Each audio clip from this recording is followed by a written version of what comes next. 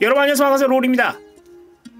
오늘은 새로운 코믹스를 가지고 왔습니다. 얼마 전에 디즈니 플러스에서 당신의 친절한 이웃 스파이더맨이라는 애니메이션이 공개됐었잖아요. 바로 그 애니메이션과 관련이 있는 코믹스입니다. 당신의 친절한 이웃 스파이더맨 1번 코믹스인데요. 이름도 완전히 똑같죠? 그래서 같은 내용이냐? 라고 물어보신다면 일단은 아닙니다. 같은 주인공이고 같은 세계관이지만 다른 내용들을 다루고 있는 코믹스이거든요. 뒤로 가면 같은 내용들이 나올 수는 있지만 애니와 함께 봤을 때 더 재밌는 코믹스 되시겠습니다. 그러니까 애니메이션에서 보여지지 않았던 이야기들을 다루고 있는 코믹스라고 할 수 있습니다. 일단 표지부터 볼까요? 바로 뒤쪽에 우리가 잘 알고 있는 코스튬을 입은 스파이더맨이 크게 보입니다. 그리고 그 앞으로는 익숙치 않은 코스튬을 입고서 거미줄을 쏘고 있는 스파이더맨이 보이고요. 이 둘의 관계는 어떤 관계일까요? 다른 인물인 것인지 아니면 동일 인물이고 저런 코스튬으로 변하는 건지 아직은 잘 모르겠습니다. 이 코믹스가 지금 계속 연재 중이기 때문에 뒤로 가봐야 알 수 있을 것 같거든요. 그리고 디즈니 플러스 시리즈의 프리퀄이라는 내용의 안내도 눈에 딱 들어옵니다. 거미 모양이라서 그런가? 어쨌든 바로 당신의 친절한 이웃 스파이더맨 1번 코믹스 이야기를 시작해보도록 하겠습니다. 같이 가볼까요? 가자! 첫 장면부터 강렬합니다. 땅바닥에 누워있는 것 같아요. 오른쪽 눈을 보호하고 있는 유리, 플라스틱, 하여튼 그게 깨져 있는 상태예요. 스파이더맨은 이런 상황에서도 여전히 입을 매우 잘 놀리고 있습니다. 걱정하지 말아요. 아마도 당신은 제가 어떻게 여기까지 왔는지 궁금해하고 있을 거예요. 라고 말하지 않을 거예요. 전 어떻게 여기에 오게 됐는지 정확하게 알고 있거든요. 전 당신의 친절한 이웃 스파이더맨이 되기로 결심했어요.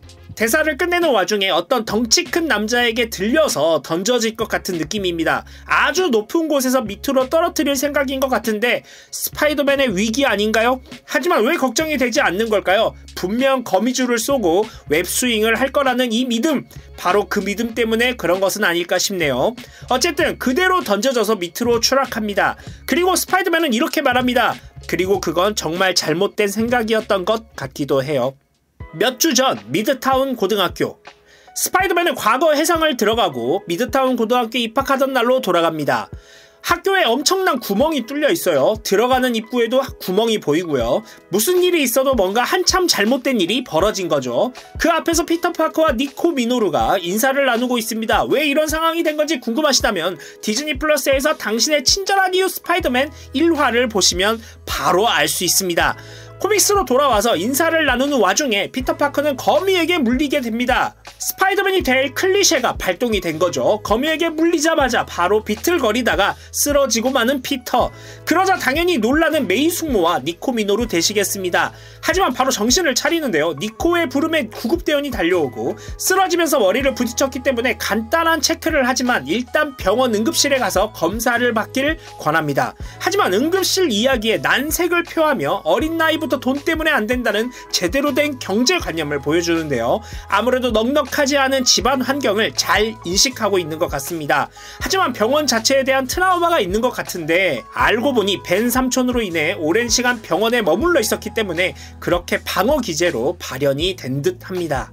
그런 피터가 걱정되는 메이 숙모입니다. 그 순간 다시 한 번 더 큰 폭발이 일어나고 구급대원은 현장으로 달려갑니다. 이제 제대로 정신을 차린 피터는 니코와 악수를 하며 후일을 기약하게 되는데요. 아무래도 미드타운 고등학교는 다니기 힘들 것 같고 다른 학교로 가지 않을까 싶어요. 그래서 그 다른 학교에서 보자고 작별 인사를 나누죠. 델마스 델리 식료품점. 메이 숙모가 피자 혹은 빵 박스로 보이는 것들을 굉장히 많이 들고 있고요. 피터에게 이 정도면 충분한지 묻습니다. 하지만 피터는 고양이에게 정신이 팔려서 보지도 않고 넘칠 만큼 충분하다고 오바를 하죠. 그리고 청소하는 직원이 사과가 그려진 박스를 툭 건드리고 그 박스들이 피터에게 넘어지는데 그 순간 피터에게 이상한 감각이 작동을 하게 되죠. 그리고 보지도 않고 고양이를 안으며 박스를 피하는 놀라운 기행을 보여줍니다. 이제 제대로 된 시작이라고 할 수 있겠죠. 놀란 메이 숙모는 괜찮냐고 물어보고 어안이 벙벙해진 피터는 말을 더듬다가 화제를 돌려 집에 가자고 말을 하죠. 아주 조금씩 눈치를 채고 있는 피터입니다. 파커의 레지던스. 그날 밤 메이 숙모가 피터에게 저녁으로 무엇을 먹고 싶은지 묻는데요. 두 사람이 굉장히 친밀하다는 것을 알 수 있습니다. 나누는 대화들만 봐도 충분히 모자지간처럼 보일 만큼이니까요.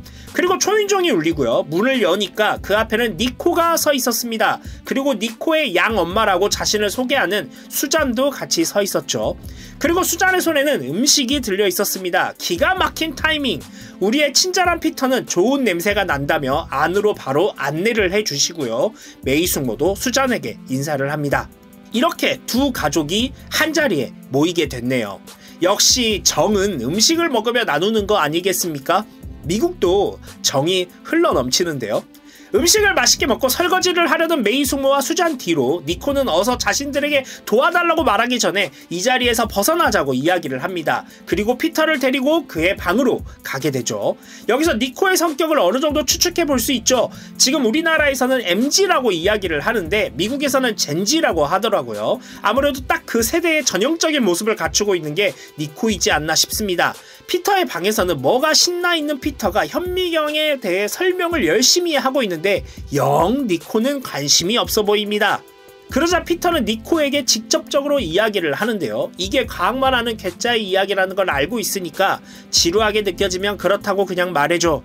그러자 니코는 무슨 생각을 했는지 말해줍니다. 그전에는 LA에서 살아왔었나 봐요. 그러다가 여기에 온 것 같은데 그래서 새로운 삶을 살 수 있는 기회라고 생각을 했다는 거죠. 그러면서 니코의 속마음을 어느 정도 알게 됩니다. 그리고 피터의 이야기도 곧바로 이어지죠. 사실 피터만큼 불행한 학생 시절을 보낸 이가 있을까 싶어요.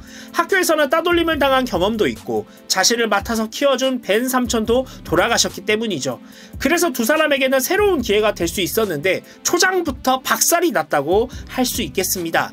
하지만 피터는 희망의 회로를 돌리며 미드타운 고등학교와 비교할 만한 기관으로 갈 수 있을 거라 이야기하지만 니코의 생각은 조금 다른 것 같습니다. 생각해보면 니코의 말이 맞는 것도 같아요. 미드타운엔 합격했을지 몰라도 새롭게 가야 하는 학교에는 합격한 것이 아니기 때문에 찬물 신세가 될 가능성이 높다고 볼 수 있겠죠. 그리고 지역 뉴스에는 어떤 부동산 기업이 미드타운 고등학교 부지를 사려고 노력했다는 기사도 떠있는 상태였습니다. 이러다 보니까 미드타운 고등학교는 재건을 하기보다는 아무래도 팔 가능성이 더 높지 않을까 이런 예상을 하고 있던 니코였던 거죠.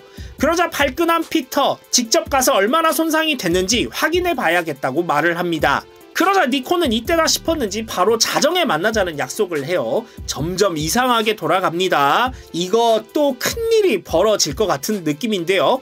그냥 애니메이션에서는 거미에게 물리고 몇 주 후 이렇게 바로 넘어가는데 이런 일들이 일어나는 거였군요. 아주 재밌어요. 정말 재밌어요. 오전 12시 3분 미드타운 고등학교.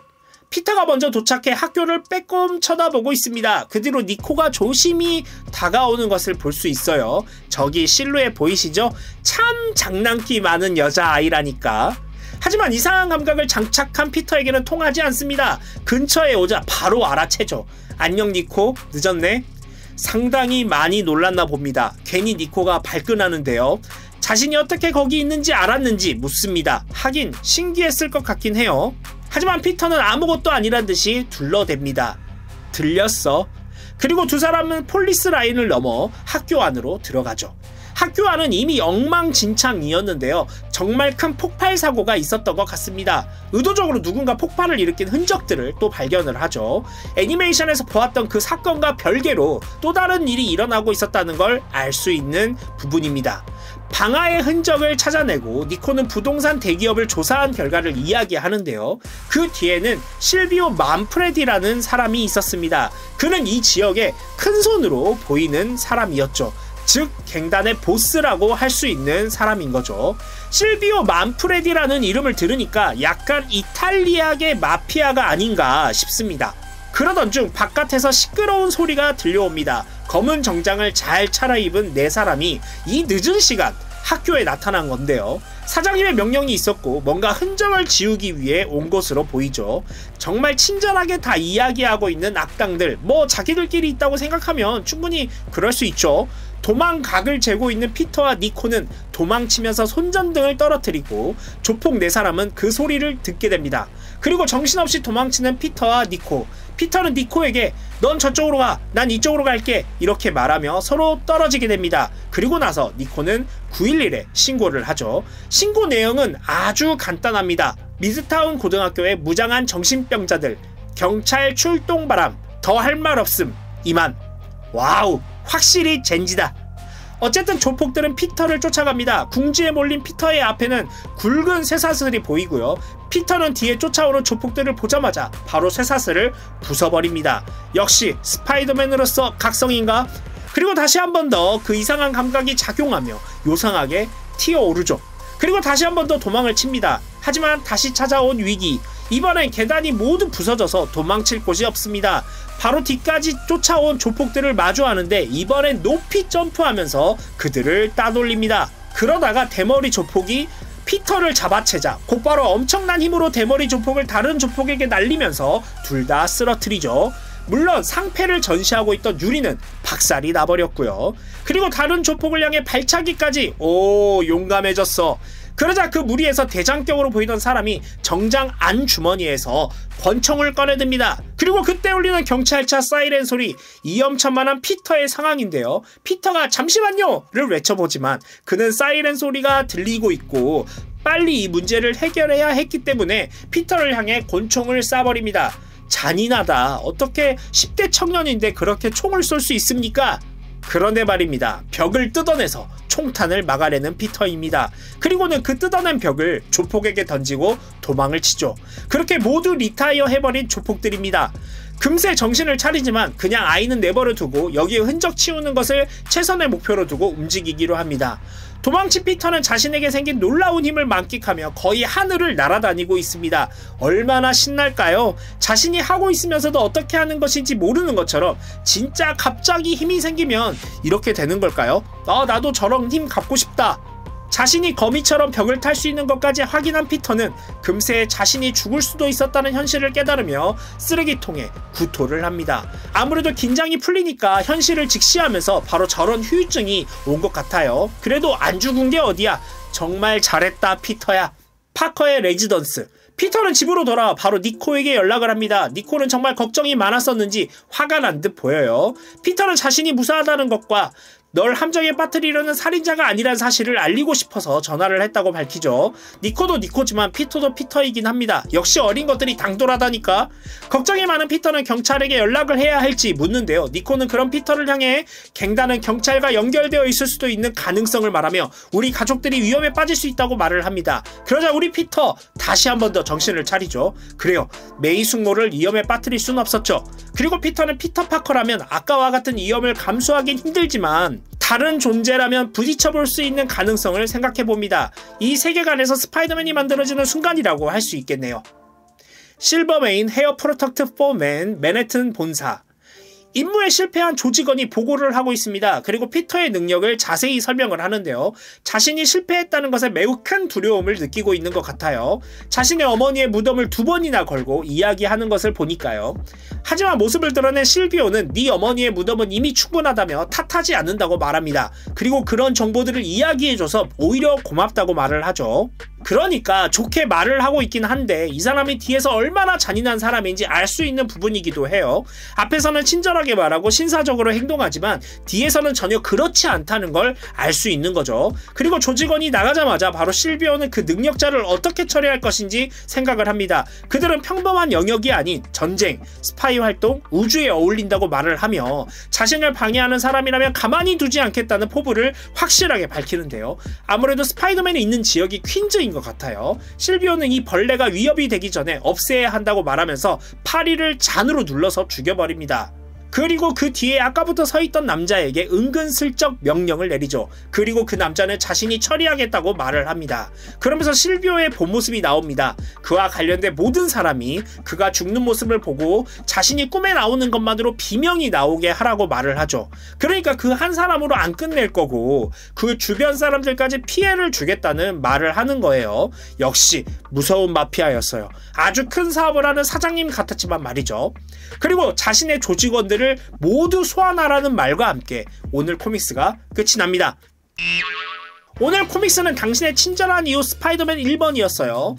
디즈니 플러스에서 방영된 당신의 친절한 이웃 스파이더맨 애니메이션의 프리퀄이라고 할 수 있죠.